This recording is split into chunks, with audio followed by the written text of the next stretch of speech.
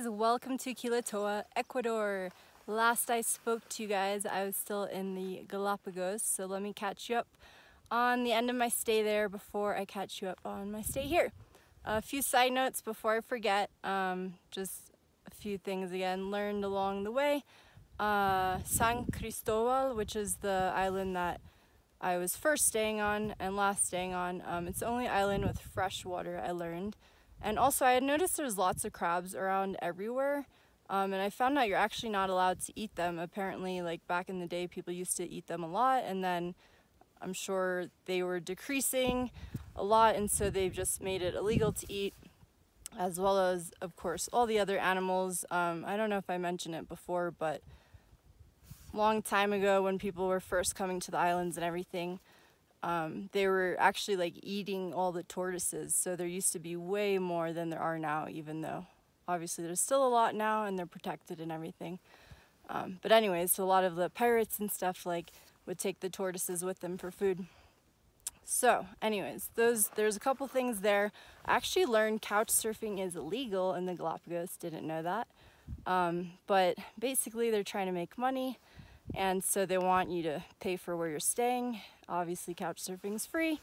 So technically you're not supposed to be couch surfing, although there's plenty of couch surfers on the islands hosting, so not really a problem unless anyone finds out, which, yeah, not really gonna happen. But I thought that was interesting because definitely didn't know that. Anyways, okay. And then, I learned another phrase, a very popular Ecuadorian phrase. It's called, or you say, no será de tomar un traguito. So basically when you want to like go out for a drink, you would say that to a friend, like, you want to go grab a drink? Anyways, popular phrase. So learning some more popular phrases in Ecuador. So anyways, last I spoke to you guys, I think I was still, I was actually checking out the giant tortoises in Santa Cruz.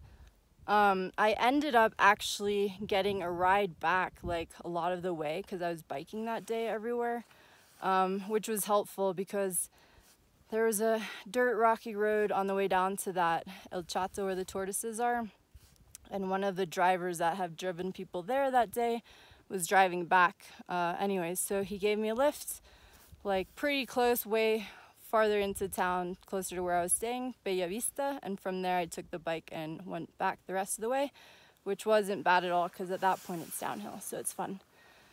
So that was pretty much the end of the stay in Santa Cruz. The next morning I went to back to San Cristóbal because that's where my flight was out of, and had a really good last day. So I hadn't been able to do too much there before, besides going to Playa Carola, I had mentioned to you guys, and doing that one tour.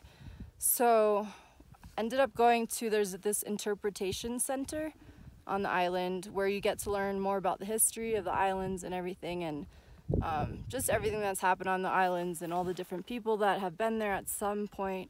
A lot of really interesting history. Don't remember too many of the details to share them with you, but interesting history. So if you ever go to the Galapagos or just want to learn more about it, check it out. How it all started and how everyone ended up there. Anyways, so that was like part way on the path to this one beach called Baquerizo, which was this beach I was wanting to go to, but it's pretty far away. It's literally like a hike there. A lot of the trail though was like an actual nice trail, and then you get to the point where it's just rocks and stuff like that. So it's a good hike to get there, but it is really a nice beach. Not many people there, if any at all. The sucky part was lots of mosquitoes, at least when we were there, so that sucked. Literally was like trying to cover up as much as possible when we were on the beach because otherwise they're just attacking you.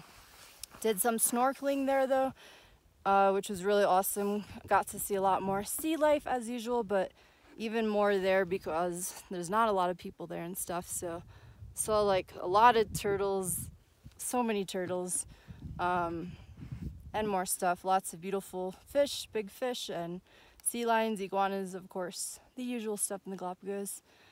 So hung out on that beach. Actually was planning on going surfing, was wanting to go my last day, but the waves were just small that day. So we ended up anyways not going surfing and checking out this other beach that was like along that same trail on the way back called Tijeretas, which is really pretty. Also has like a little dock you can jump in, also snorkel and kind of like little caves in the cliff wall and stuff.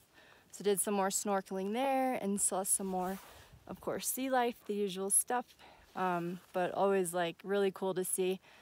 Because of the visibility though, a lot of times you're swimming around, literally you just turn and like suddenly there's this huge thing right next to you. So that could be a little startling, but luckily nothing dangerous.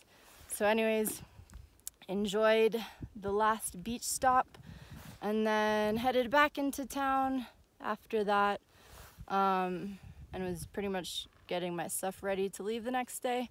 And then later, oh, forgot to mention, there's this place there that has ping pong that I saw like a day or so before, whenever, and I love ping pong, so I was like, oh, that would be so much fun to play. So we ended up going there, playing ping pong, which was really fun.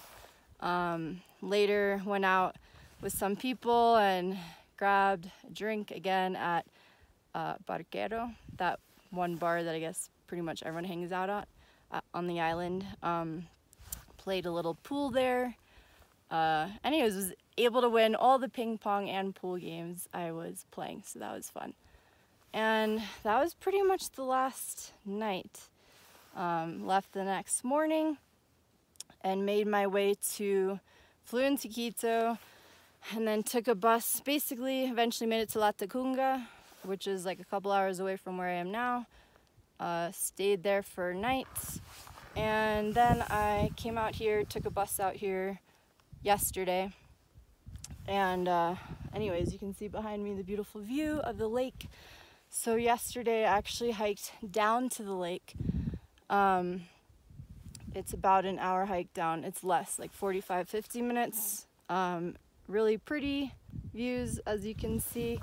There's like horses or mules you can actually take back up if you want, because it's really steep hike back up. And again, I'm feeling the altitude here, so like even when you just walk a little bit uphill, you're like already out of breath. Anyways, so it was a nice hike down.